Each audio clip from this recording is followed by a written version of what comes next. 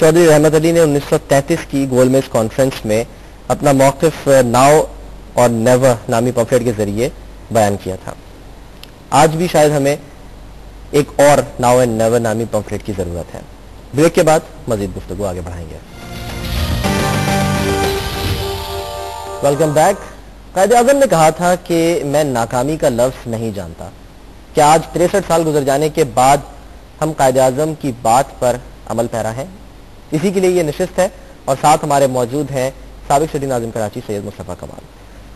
मुस्तफ़ा कमाल साहब, इंतहाई ज़रूरी होता है किसी भी मुल्क के लिए कि एज ए नेशन वो आगे बढ़े। पहले हम कहते थे कि हमारे पास कौम है, मुल्क नहीं है। आज मुल्क है लेकिन कौम नहीं है।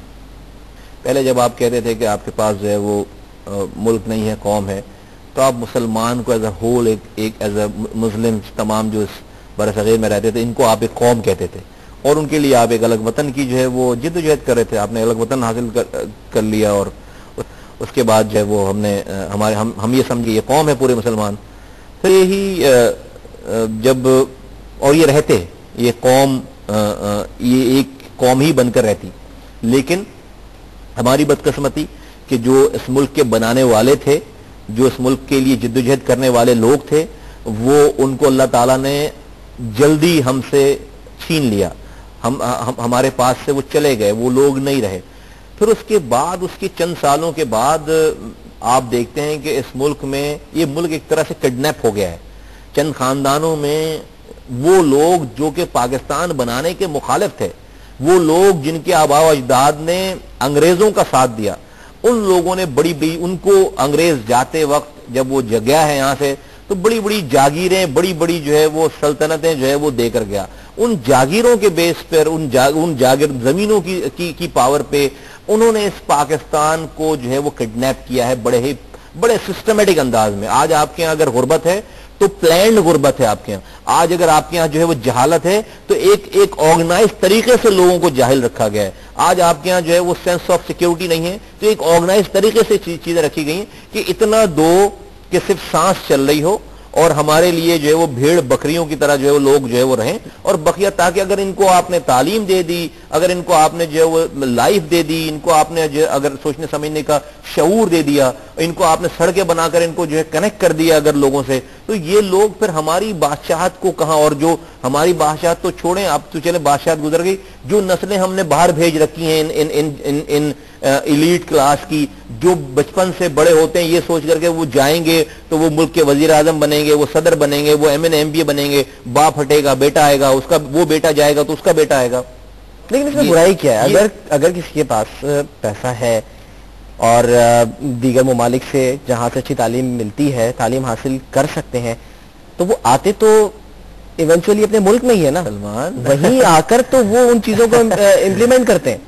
इसमें बुराई यह है कि अगर आप अपनी मेहनत के पैसे से अपने बच्चे को भेजेंगे बाहर और तालीम हासिल करवाएंगे तो कोई बुराई नहीं है, इसका फैसला मैं और आप तो लेकिन अगर आप नहीं, तो आज मुल्क का जो हाल है, बड़े बड़े कर्जे लेने वाले और उसको माफ कराने वाले कौन लोग हैं?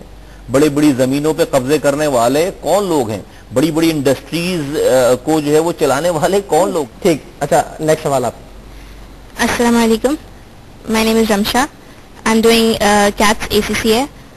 मेरा सवाल यह है कि आज 14 अगस्त है, आपने कहा हमारे आज़ादी का दिन, बेसिकली गरीबों को जो है वो सिर्फ पीछा ही जा रहा होता है कि वो अब टोटली सिर्फ वोट देने के लिए रह गए हैं, उनको झूठे वादे किए जाते हैं, ये सब कुछ होता है, लेकिन एट द एंड इसका सोल्यूशन क्या हो? मैंने अपनी गुफ्तगू में पहले ये बात कही कि देखिए, हमें तो बाय डिजाइन गुर्बत की चक्की में धकेला गया है। हमें बाय डिजाइन जो है वो बिल्कुल एक सोचे समझे मंसूबे के तहत जो है वो हमें जाहिल रखा गया है। हमें बाय डिजाइन जो है वो जिंदगी, ताकि आपके पास पेट में जब रोटी ही नहीं होगी तो पहले तो आप रोटी मांगेंगे, जब आप अस्पताल की बात करें या आपने जो है वो आगे की बात करें तो आपको उस बेसिक नेसेसिटी ऑफ लाइफ के चक्कर में इतना फांस दें आपको, और साथ साथ अगर आपको साथ जाहिल भी रखें बाय डिजाइन। इसलिए कि बाय डिजाइन मैं इसलिए कहता हूं कि अगर तो जाहिल रहना बहुत अच्छा काम होता या अच्छी चीज समझी जाती तो इन हुक्मरानों के और लीडरों के पूरे खानदान भी जाहिल होते। नहीं, अपने बच्चों को तो ऑक्सफोर्ड भेजते हैं, अपने बच्चों को तो लंदन, अमेरिका, अच्छे से अच्छे दुनिया की बेहतरीन यूनिवर्सिटीज में भेजते हैं। غریب کے بچے کے لیے, اگر اپنے ووٹر کے بچے کے لیے اگر پیلا اسکول کھل جائے کوئی, تو وہ استبل میں کنورٹ ہو جاتا ہے, وہ اوتاق بن جاتی ہے جاگیردار کی, وہ وہاں پر کوئی جو ہے وہ مسافر خانہ کھل جاتا ہے. ایسے ہی ہے نا. پھر وہی بات میں کہوں گا مصطفیٰ خان صاحب, وقت کی کمی ہے تو ہم آخری سوال جو ہے وہ ہم دیں گے. جی السلام علیکم, my name is Hamza Harun and I just completed my A levels from Nixter College. Since آج جو ہے 14 اگست کا دن ہے, جشن آزادی کا دن ہے, آپ نے بات کی بائنڈنگ فورس کی. ہم آج دیکھتے ہیں کہ ہمارا ملک جو ہے بٹا ہوا ہے. کوئی یہ نہیں کہے گا میں پاکستانی ہوں, ہر کوئی یہ کہے گا میں پٹھان ہوں, میں سندھی ہوں, میں بلوچی ہوں, میں پنجابی ہوں. جو ہماری ایک بائنڈنگ فورس تھی, ہماری زبان, ہماری قومی زبان, ہماری مادری زبان اردو, آج ہمیں اردو کا وہ استعمال نہیں دکھ رہا جو آج سے 62 سال پہلے تھا. یعنی کہ 1971 میں بھی جب ہمارا ملک بٹا, 2 حصوں میں ہو گیا, تو اس وقت بھی جو ایشو اٹھا تھا وہ یہی تھا کہ لینگویج کیا ہوگی ہمارے ملک کی. تو میں یہ آپ سے پوچھاؤں گا کہ جو ہماری زبان ہے اردو, اس کو ہم, کیونکہ میرے حساب سے وہ ایک, آپ بائنڈنگ فورس کی بات جہاں تک کرتے ہیں تو اردو زبان جو ہے ایک زبان ہی, لینگویج ہی جو ہے تمام لوگوں کو یونائٹ کرتی ہے. ٹھیک ہے, تو زبان جو ہے بیسیکلی ان کا سوال ہے کہ بائنڈ کرتی ہے, تو آپ صحیح کہہ رہے ہیں, قابو نہیں ہے زبان پر. کامن تو ہے یہ والی بات, لیکن میں ایک سینیریو رکھتا ہوں. میں, آپ کی بات بہتر ہے, مناسب ہے, میں شاید اس سے ڈس ایگری کروں اس طریقے سے کہ ہم سب یہ ایک لمحے کے لیے اس بات کو مان بھی لیتے ہیں کہ ہاں بھائی یہ ہماری کامن بائنڈنگ فورس بن گئی اور اس سے جو ہے ہمیں جڑے رہنا ہے.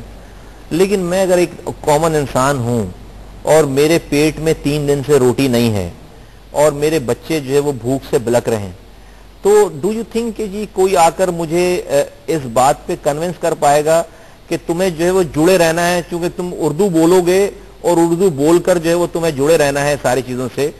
نہیں, میرے لیے اس وقت میری زبان, میرا مذہب, میرا مسلک, میری قومیت, میری شناخت وہ 2 روٹیاں ہیں.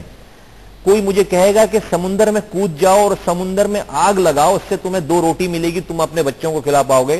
میں سمندر میں کود کر اس کو, سمندر میں آگ لگا کر 2 روٹی کمانے کی کوشش کروں گا. تو میں جو بات کہنا یہ چاہ رہا ہوں کہ اسٹیٹس کی ذمہ داری ہے, جو بائنڈنگ فورس ہوتی ہے وہ یکساں اختیارات اور ریسورسز کا یکساں استعمال, اور تمام نیشنز کے ایک فرد کو بیسک نیسیسٹی آف لائف کو جب آپ پرووائڈ کرتے ہیں, بیسک ریئل اپرچونٹی جب آپ پرووائڈ کرتے ہیں, وہ ان قوموں میں بائنڈنگ فورس بنتی ہے. وہ اسٹیٹ کی اس اپرچونٹی جو ہے وہ بائنڈنگ فورس بنتی ہے. آپ دیکھیں کہ کیوں کہتے ہیں یہ گورے یا امریکن یا یورپین کہ اکانومک ڈیولپمنٹ ہو, لوگوں کو روزگار ملے تو کم کرائم ہوگا وہاں پہ. کیوں؟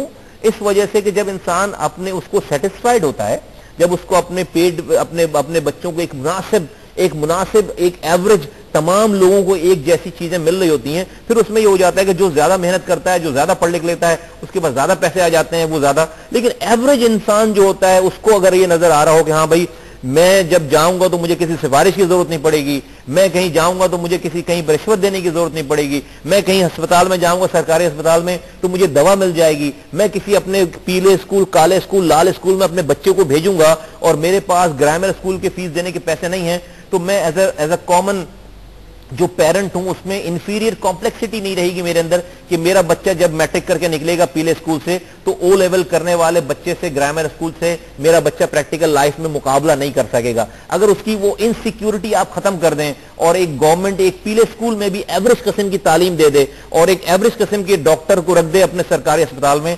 یہ بنے گی تمہاری اور میرے قوم کی بائنڈنگ فورس. یہ بنے گی, یہ ہماری جو ہے ایک کامن بائنڈنگ فورس بنے گی جو کہ اسٹیٹ کی ذمہ داری ہوتی ہے آئین کے مطابق. یقین کرو ادروائز جو ہے وہ ہم کل کہیں گے ادروائز اگر ویسے تو پاکستان تو اسلام کے نام پر قائم ہوا تھا نا, تو اتنے سارے ہم سب لوگ مسلمان ہیں, ہم کیوں شیعہ ہو گئے, ہم کیوں سنی ہو گئے, ہم کیوں دیوبندی ہو گئے, ہم کیوں بریلوی ہو گئے, ہم کیوں اس کے بعد پھر اور نیچے آ جائیں تو کہیں پہ سندھی ہو گئے, پٹھان ہو گئے, مہاجر ہو گئے, بلوچی ہو گئے. یہ جب آپ اسٹیٹ فیل ہوگی بائنڈنگ فورس کو کریٹ کرنے میں، بنانے میں، بیسک نیسیسٹی اپنی ریسپانسبلٹی کو ادا کرنے میں جب ناکام ہوگی، کرپشن نظر آنے لگے، اقربا پروری نظر آنے لگے، آپ کو پتا ہے کہ آپ کو کہیں جاب چاہیے تو آپ کو کسی نہ کسی آدمی کی سورس ڈھونڈنی ہے. آپ آنکھ بند کر کے آج کے اس معاشرے میں جا ہی نہیں سکتے کہ ہاں میں قابل آدمی ہوں، میں نے ٹاپ کیا ہے، میں جاؤں گا انٹرویو دوں گا مجھے وہ جاب مل جائے گی. نہیں ہے ایسا سسٹم. آپ کسی ایف آئی آر کو بغیر پیسے دیے لکھوا ہی نہیں سکتے کسی پولیس اسٹیشن میں جا کے. یہ ہے ہماری نان بائنڈنگ فورس ساری. جب یہ ہو جائے گا سارا سلسلہ، عدل اور یہ ساری چیزیں بیسک، بہت اچھی نہیں، ہائی ٹیک نہیں، یہ میں سمجھتا ہوں دوست کہ یہ بنے گی تمہاری اور میرے اس قوم کی بائنڈنگ فورس. ورنہ زبان، ریلیجن سے زیادہ پاورفل کیا چیز ہے؟ ملک، اسلام کے نام پہ آپ نے ملک بنا لیا، اتنی بڑی پاور سے آپ نے جو ہے وہ جگہ حاصل کر لی، لیکن آپ کیا آج بائنڈنگ فورس اس کو رکھ سکے؟ اس اسلام کو رکھ سکے بائنڈنگ فورس؟ آج آپ اسلام کی بات کرتے ہیں تو لوگ کہتے ہیں کس برانڈ کا اسلام؟ آپ پاکستان میں کون سا اسلام؟ دیوبندی اسلام نافذ کریں گے؟ بریلوی اسلام نافذ کریں گے؟ جو اہل تشیع اسلام نافذ کریں گے؟ کون سا اسلام نافذ کریں گے؟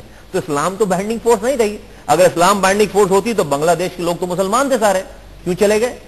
آپ جہاں جہاں عدل کو قتل کریں گے، جہاں جہاں آپ انصاف کو قتل کریں گے، جہاں جہاں پر آپ اقربا پروری لے کر آئیں گے، وہیں پر آپ کی یہ بائنڈنگ فورس جو ہے وہ ختم ہوگی. آپ اپنی انٹینشن میں، اپنے عمل میں انصاف لے آئیں، سب کو ایک بیسک آپ ریسپانسبلٹی پوری کریں، وہی بائنڈنگ فورس بنے گی آپ کی اور ہمارے ملک کی. بات ہے ذمہ داری کی، حقوق کی اور حقوق کے تحفظ کی.